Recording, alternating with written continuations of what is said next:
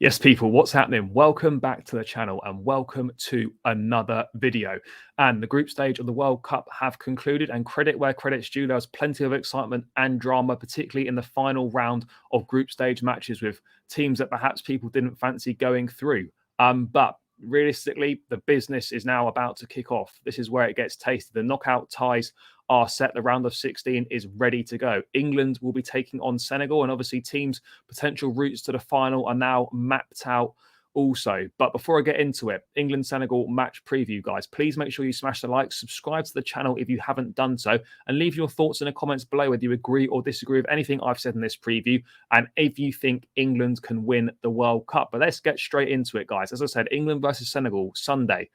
Place in the quarterfinals up for grabs. England have had a pretty good group stage campaign, convincing 6-2 win against Iran in the opening game, a poor performance in a 0-0 draw against the US, followed up by a 3-0 win against Wales to round off the group stage, finishing with 7 points. And actually, no team won all three of their group stage matches. Admittedly, a lot of that could be put down to teams resting players having already qualified after two and slightly miscuing the results and whatnot. But ultimately, I think England can be pleased with their campaign so far.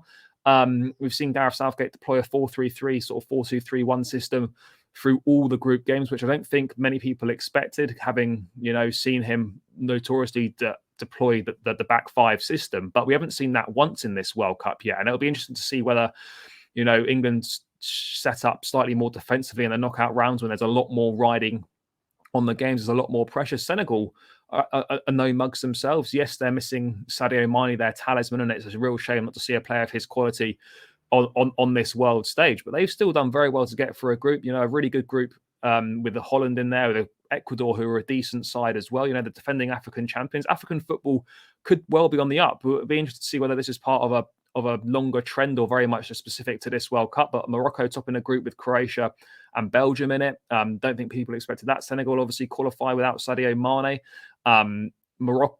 Tunisia beat France. Admittedly, it was a French team with 9 changes, but still they managed to get the win. And I think Cameroon can also feel pretty hard done by that. They didn't make it out of their group, given how they performed. And they also beat a Brazil side, albeit rotated. They still beat a side that they shouldn't be beating, essentially. So, yeah, African football definitely on the up. And Senegal are going to be a tough task for England. We've seen England in World Cups gone by and tournaments gone by struggle in these sorts of games. You think back to, I think, 2006 World Cup when we played Ecuador, I think, in the last 16 time. England toiled and struggled for large parts of that. And then I think a David Beckham free kick got us a 1-0 win. We've seen against Colombia last time out in Russia, a similar sort of side to Ecuador. Sorry, not to Ecuador, to Senegal. And England went all the way to penalties in that one in a very, very even game. And I'm expecting more of the same in this one. Obviously, this is the first moment in the tournament now where extra time and penalty shootout is very much a possibility. That will be on the minds of the players. That will be something that, they'll be practicing in training and whatnot. And ultimately, you don't want to go all the way, but there's every chance that it could do. And these games are going to be, I think they're going to be cagey because people aren't going to want to go for it. They know that if they get anything wrong, then they're on the plane home. But for England, it's interesting to see what Gareth Southgate's going to do, because throughout this tournament, and I don't think many people expected it, he's deployed a back four in every game so far. Now, the big question is he going to go slightly more defensive now that we're into the knockout stages and there's more riding on it? Will he want to be a bit, if it's even possible for him to be more cautious, more safety first? I'm not sure. And that's a really big decision he's got to make. He's also got huge decisions to make in regards to the front line. We know that Harry Kane will play, but the other two positions arguably are up for grabs. I mean, Marcus Rashford, who is joint tournament top scorer at the moment, alongside another 3 or 4 players. I'm just going to bring up the top scorers now. He's on 3 goals with Morata, Cody Gakpo, Enner Valencia, and Kylian Mbappe. And it's a big, big decision for Gareth Southgate to make here, because he's talked last week of a meritocracy where if you play well, then you deserve to play. And by his very own words, Marcus Rashford should be starting this game, but then he's got his kind of meritocracy versus loyalty, as it were. Raheem Sterling, who Gareth Southgate trusts implicitly, he's always called on him when he's needed him.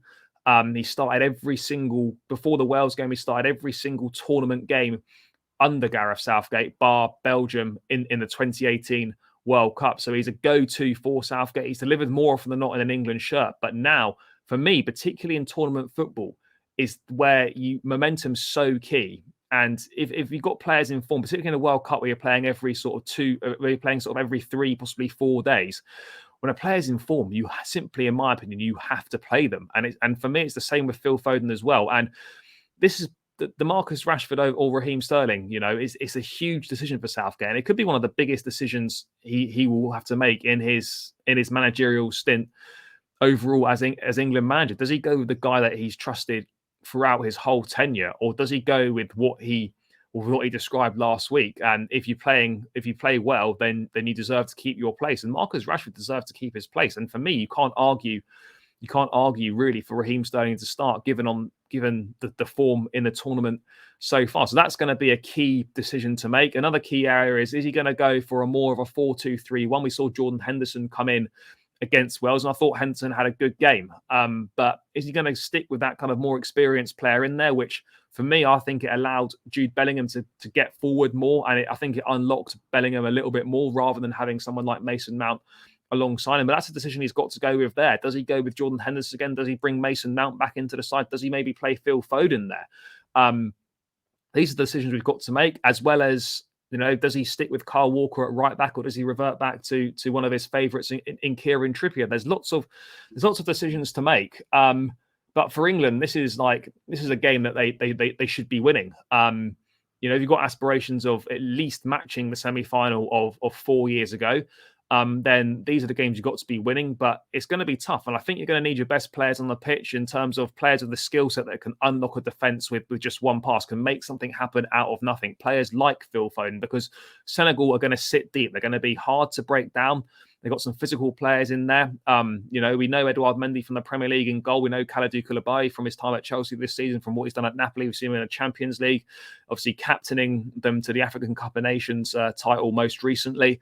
And even with outside AMI, they've still got dangerous forward players. Ismail Assar of Watford is a bit of a handful. They've got good athletes in the midfield. A plus for England is Idrissa Gueye, the Everton midfielder, is suspended, so that will be a plus. But let's make no mistake about it. Senegal are going to be really tough to break down, and England are going to have to be right on their game. They really are, because we've seen in the past, as I said, England struggle against teams of this kind of nature. And it's going to be interesting to see how Southgate manages, what he does. But he just has to be brave for me. He has to be brave. He has to be bold. And he needs to go for it. Let's bring the team up then. This is what I would go with. And then I'll kind of explain what I think should also happen. I'm going with a 4-2-3-1 system here. Again, this number 10, whether it's Foden, Mount, whoever it is, that can also kind of drop in and sort of make it kind of a 3-man midfield, as it were. But I'm going to start with a 4-2-3-1. I think pretty much picks itself. Pickford in goal. Hasn't put a foot wrong in this tournament. Hasn't really made any mistakes, in my opinion. And when he's been called upon, he's delivered. I think the rest of the back, certainly 3 of this back 4 pick itself. I think John Stones and Harry Maguire have been absolutely outstanding. And for Maguire, credit where credit's due. He's had a torrid time at Man United this season. His form has been terrible. He's not in the side at all. He's barely playing at club level. But as soon as he puts on an England shirt, he seems to find a different level of performance. And he has rarely, if ever, let his country down on the big stage. So him and Stones have been great. And the fact that, we kept back-to-back clean sheets now against the US and Wales, England have got a solid backline. It's going to be hard for teams to break us down and to score against us. And there's also the added threat that Maguire and Stones possess in the opposition's penalty box as well. And set pieces, I think, are going to be really important for England and other teams as we go through these knockout rounds. And England have certainly got weapons from set plays in Maguire and Stones. I think left back Luke Shaw will continue there. I think he's had a solid, if unspectacular tournament, but he's got an assist to his name. He gets forward well, and I think he's another one that probably does play better in an England shirt than he does in a Manchester United shirt. So Luke Shaw for me sticks there, not just because he's had a good tournament so far, because there's for lack of a better option really. This is right back now is the tricky one now. Who does he go back to? Kieran Trippier, who, let's be honest, he had a good game against Iran. I thought he was poor against the US, like many others. And then he was obviously rested for the game against Wales. And with Kyle Walker coming in, I think Walker is definitely a better player. He's got more experience. He knows he's got more experience at the top level. He knows what it's like to win. He's got multiple trophies in his cabinet, and he is fundamentally a better player than Kieran Trippier. But international football is strange. It's not about just playing your best players, because otherwise Trent would be playing for England week in, week out. I still think Trent should be getting more of a look in than he is, and the fact that he's not really even in the conversation to start is still mad for me. Given that for any other major nation, he starts week in, week out. But for me, I'm going with Kyle Walker. I like the recovery pace. I think he's a better defender than Kieran Trippier. He gets forward well. He's got, as I said, that recovery pace, gets forward well, and he's just got that experience. And I think, you want your best players to play in these knockout games. And for me, Kyle Walker is one of England's best players. It really is a toss-up between Walker and Trippier. I know full well that Southgate is probably going to go with Kieran Trippier, but for me, I'm keeping Kyle Walker in that lineup. Midfield 2 picks itself. Rice, baby. Declan Rice in there alongside Jude Bellingham. Obviously, I think these two guys have had exceptional World Cups so far. Both really good in the game against Iran. Struggled at times against the US, like the vast majority of the team did. But for me, these are kind of two of England's best midfield players. That pivot, for me, works well. Rice kind of mopping up, collecting the ball off the back line. Bellingham, again, is more a box-to-box midfielder, possesses a goal threat at the other end of the pitch. Full of energy, great skills on the ball, great range of passing. I think those two complement each other really well. So for me, Rice and Bellingham in that midfield. In the number 10 position, I'm going Phil Foden.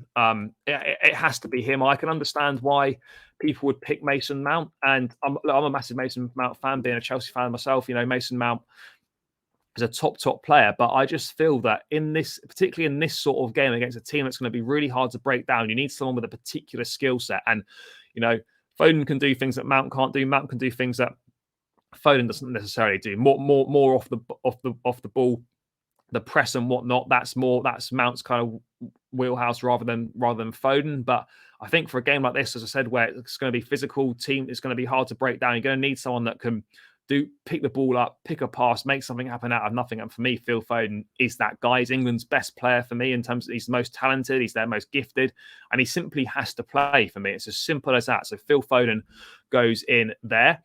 Now on the two wings, this is where it gets interesting. I am playing Marcus Rashford down the left-hand side. I'm sorry, Raheem Sterling, but it's got to be Rashford. Rashford is the form player for England in this tournament. 3 goals in as many games. Joint top scorer in the World Cup, as I said earlier. And also, as I said earlier, momentum is so important in tournaments. You have, particularly like a World Cup, if someone's playing well, they simply have to play. And, Southgate said it himself, if you play well, then you should keep your place. And Rashford, for me, needs to go in over Sterling. Sterling not had a good season for Chelsea, hasn't had the greatest World Cup, if we're being honest. And Marcus Rashford fully deserves to start instead of him. The other side is where it's a little bit easier. I'm a fan of Jack Grealish. I think he offers a lot to the team, but I think Southgate sees him as more of an impact player. And I don't think anyone can doubt Bukayo Saka starting on this right-hand side. He's had a great season for Arsenal. He's done really well for England, had 2 goals against the Iran in the opening game, struggled a bit more against the US, like many others.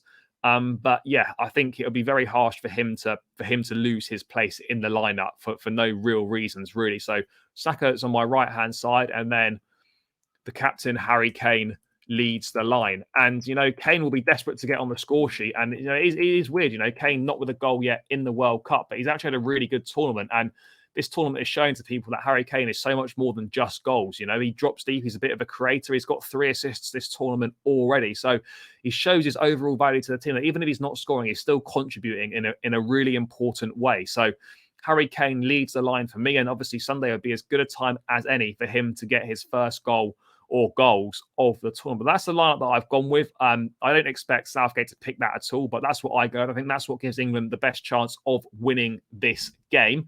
All that remains for me to do now is to make a score prediction.